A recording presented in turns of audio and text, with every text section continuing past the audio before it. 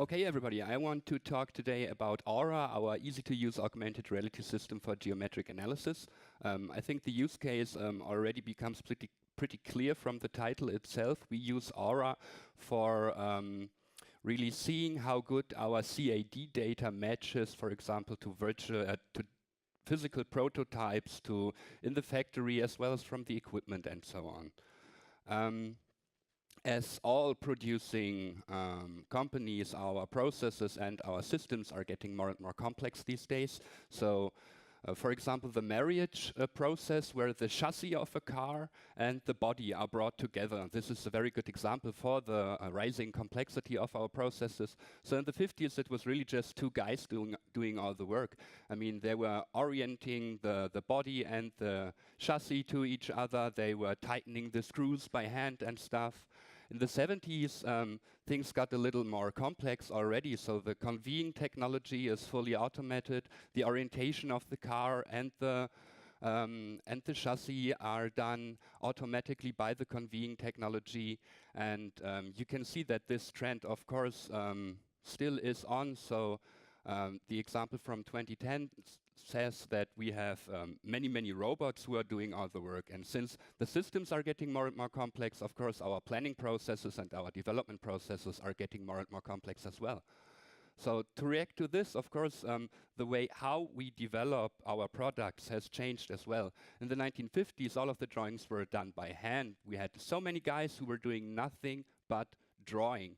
And of course, back then, you had to build physical prototypes and to take them to the road. And you couldn't really derive your development data from these drawing boards because you really had to test it out in reality. So the 1980s saw the introduction of CAD systems, computer-aided design. We were able to create simple geometric models of our product. They were really just geometric, and the next 30 years we have added so much knowledge to these geometric models. I mean, today we are in the virtual product development. We don't need that many physical prototypes anymore because we have very clever algorithms who are doing the work for us, and more activities are actually carried out in the virtual world.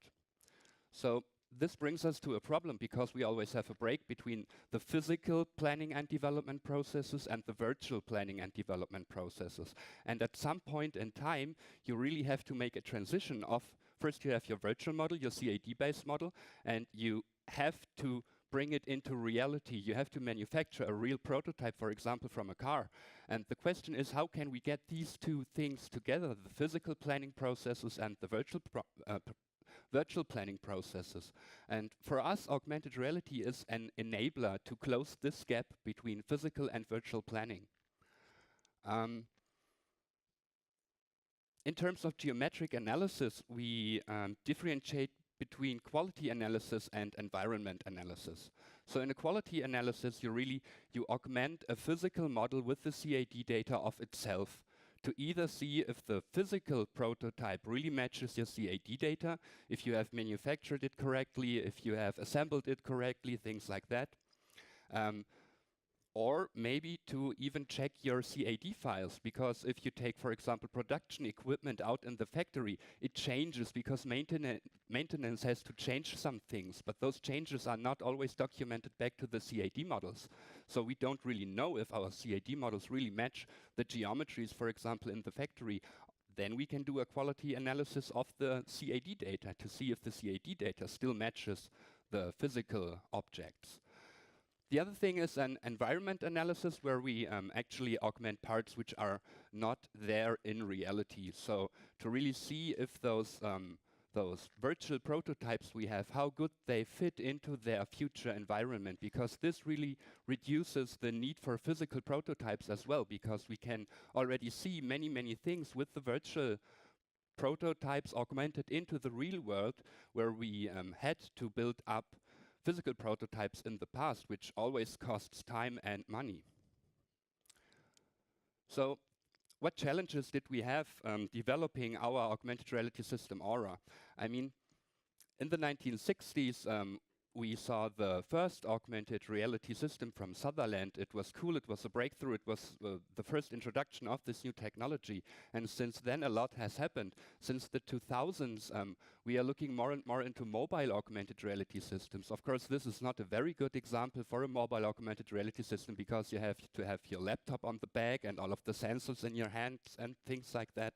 And since this time, also industry is really looking into augmented reality use cases like we do at Daimler. And for geometric analysis, we have used a system which you can see on the right.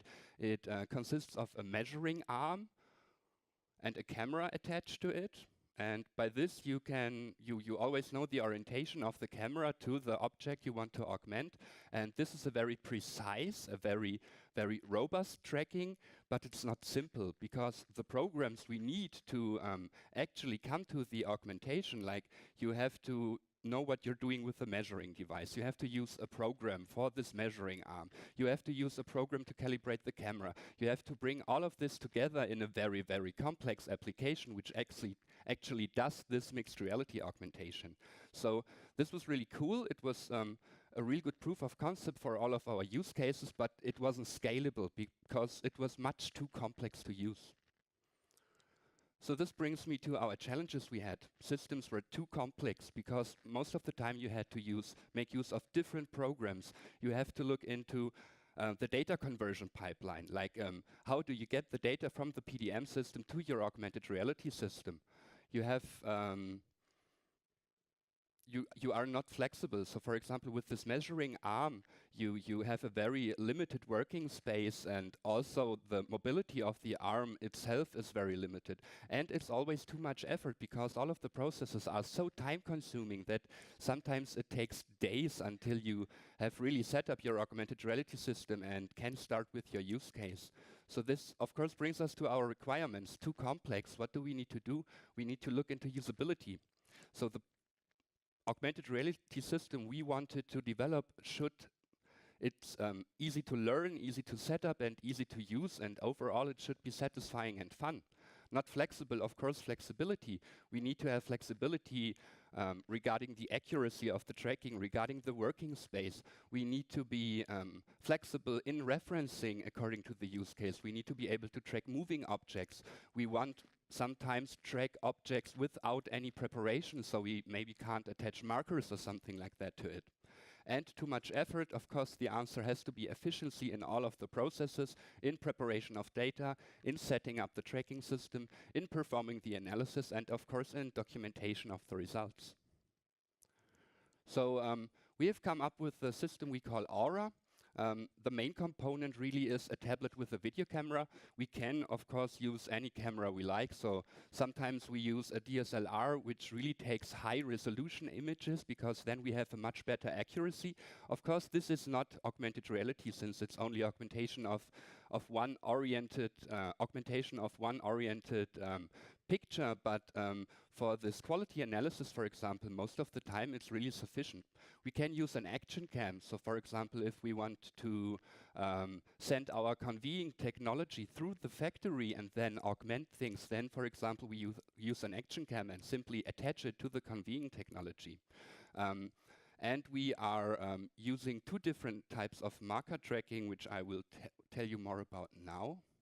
So in order to really be this flexible, we had to think of what tracking approach did we want to use, because as you all know, there is no perfect tracking.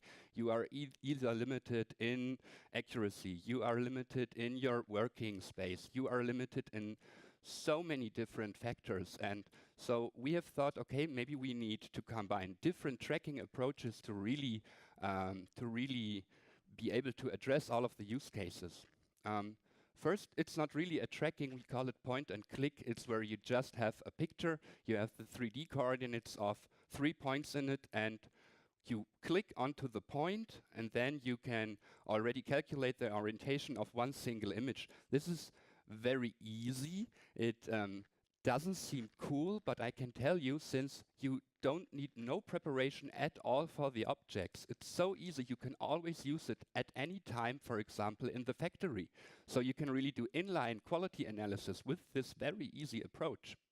Next thing we have is the common square marker tracking. Of course, this is live.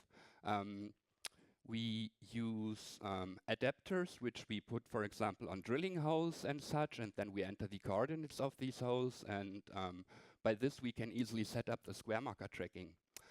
We have a CAD-based tracking, a model-based tracking.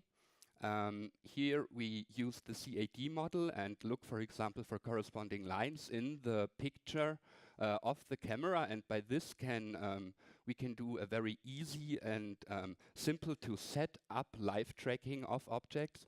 We're doing this together with the guys from Visometry. Maybe you can pay them a visit at their booth. And we have implemented, we call it a photogrammetric tracking. So it's really a tracking which is part of an industrial coordinate measuring system. And this uses a very, very accurate marker bundle adjustment. So with this photogrammetric tracking, we can really do augmentations within an accuracy of like 1/10 of a millimeter. So of course we can combine all of these tracking approaches, and that is the nice thing. So what we can, for example, do, we can simply take some square markers and put them on an object, then take a picture of it, do a point and click orientation of the image, and then transform this orientation onto the markers, and then you already have the markers in the coordinate system of the object. We can, of course, combine photogrammetric tracking with square marker tracking. So photogrammetric tracking only works on single pictures because you need very much computation power, but you can use square marker tracking for a live tracking, and whenever you pause the picture, you switch to the high accurate tracking, and then you can see an augmentation with which is very, very accurate. So this combination of all these 4 tracking approaches gives us much flexibility, and which is why we were able to cover a very broad range of use cases. Most important thing for us was really the user experience development. So here you can, for example, see different stages, paper prototypes, click prototypes, functional prototypes of our user interface. And we've really given this much thought because our main goal was to get augmented reality away from the experts. I mean, let's be honest, in most of the cases, the guys who are really using the augmented reality system most of the times are the developers themselves, and they are setting it up for our use cases, and then we can use the system. But if we have a different use case which we want to try the system with, then we really need to get to our experts, to our developers, so they can set up the system. And we wanted to make augmented reality so easy that every planner, every engineer really can use it for their own, on their own, with very, very little training. And that's why we have given this usability things so much thought. Also, not only the usability of the software, but also the usability of the hardware, because in the end it's a system, and it has to work together as a system if you really take user experience into account. In the end, why it's so easy to use is really because we have dedicated workflows. So for each and everything you want to do, the app actually tells you how to do it and takes you by the hand, and it's really a step-by-step process, so really everyone can use it. System examples. Yeah, this is just, I mean, you have seen the different components of Aura. So on the left, you can see where we use a DSLR inside the factory for a point and click orientation of single images. In the middle, you have the tablet setup where you use a live marker tracking. On the right, you have a fixed setup where we do a CAD-based live tracking in the factory. So you can really combine all of these things together and try to make it match your use case. So let's talk a bit about the applications. So here, for example, we are doing concept evaluations using virtual prototype parts. As I mentioned before, most of the time we don't even need physical prototype parts anymore, because if we want to talk, for example, with our maintenance guys in the factory, like, can you still reach it? Is it too big? Then they say, okay, simply let me try it. Okay, yeah, here, let me look from here. Ah, yeah, this will work. They couldn't do this in the virtual world because they really don't feel at home in the virtual world, because most of the time they are working with physical objects. So here communication really is a big factor.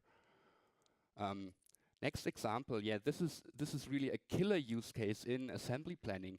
We analyze production equipment before it gets shipped to the factory. So whenever a supplier builds up our very complex systems which are shipped to the factory, of course we have measuring plans. So where you have pages and pages and pages of measured points and their coordinates, and some are red and some are green, but you really never really measure everything. But with augmented reality, even though if it's just a very rough overview, you can easily identify if something is manufactured wrong. And we find so many things when we do this that most of the time the suppliers, first they were like, oh no, go away. Last time you were here, it really was no fun for me and I had so much work to do. Now they are asking us to use the tool themselves. So that's a really cool thing. Next example, analyzing virtual equipment in the physical production environment, for example, for brownfield integration. So if you have new equipment and you want to visualize it in the factory itself to see if the surrounding match, if you have any collisions.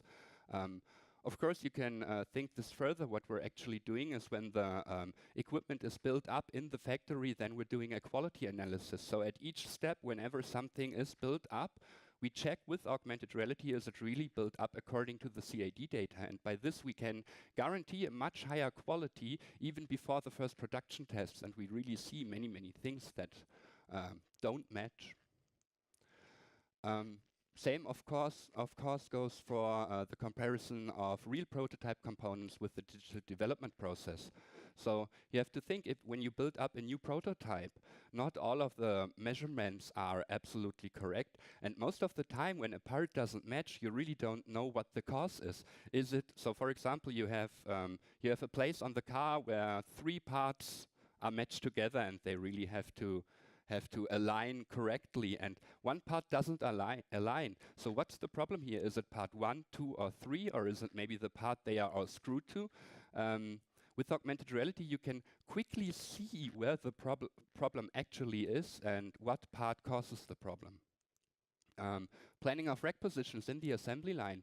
So if you really just want to see where in the assembly line you want to place a rack, you can use augmented reality to simply position your rack and then to see if there are any collisions, because otherwise, because there are so many racks and not everything is completely digitalized already, sometimes we have planning mistakes and then the rack doesn't fit. But if you plan your rack positions with augmented reality, you really don't have this problem because you're already planning it in the future environment.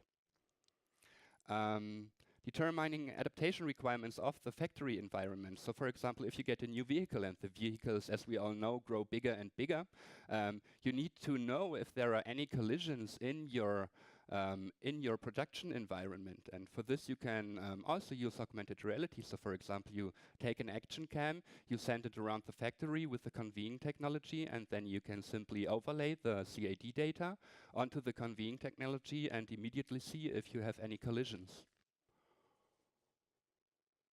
So, yeah. What else do we have? Inline analysis of shock strut orientation. Here we had a problem that for a process further in the production flow, these shock struts had to have a specific orientation, but they didn't, and we didn't know where the problem was, and we didn't know the variance of the orientation of the shock struts. We didn't have any chance to take the vehicles actually out of the production line and then send them to the measuring house and then let them perform an analysis and put them back into the production line. But with augmented reality, we were simply going to a much earlier step in the production process, taking some pictures with the DSLR, augmenting them, and by the time they hit this critical process, we already, from each and every shock strut that was coming, we already knew the perfect orientation and what to do and how to react. Determining adaptation requirements of a load carrier.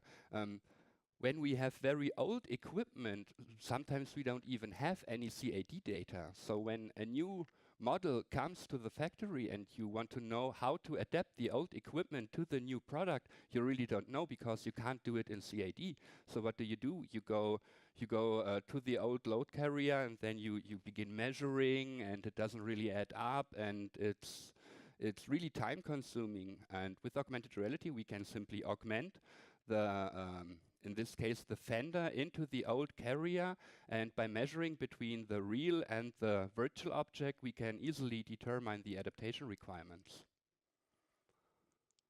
Yeah, so summary, Aura is a tablet-based augmented reality system with 4 different optical tracking approaches: the point-and-click tracking, the square marker tracking, a CAD-based live tracking, and a marker-based photogrammetric tracking.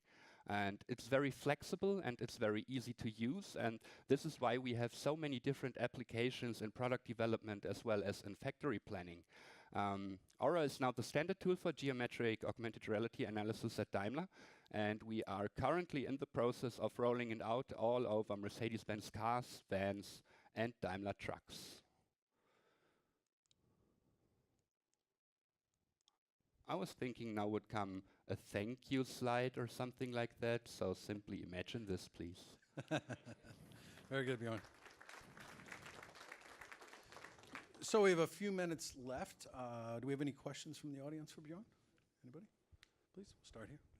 Thank you. Great talk. How long did it take to develop Aura in time and effort?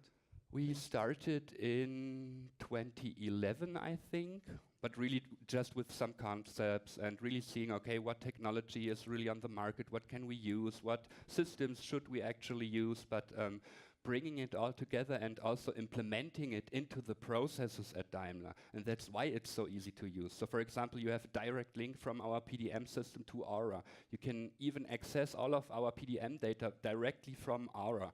This is one of the main facts why it's so successful, but this took a really long time because we're a very huge company and there are many people to talk to get this done.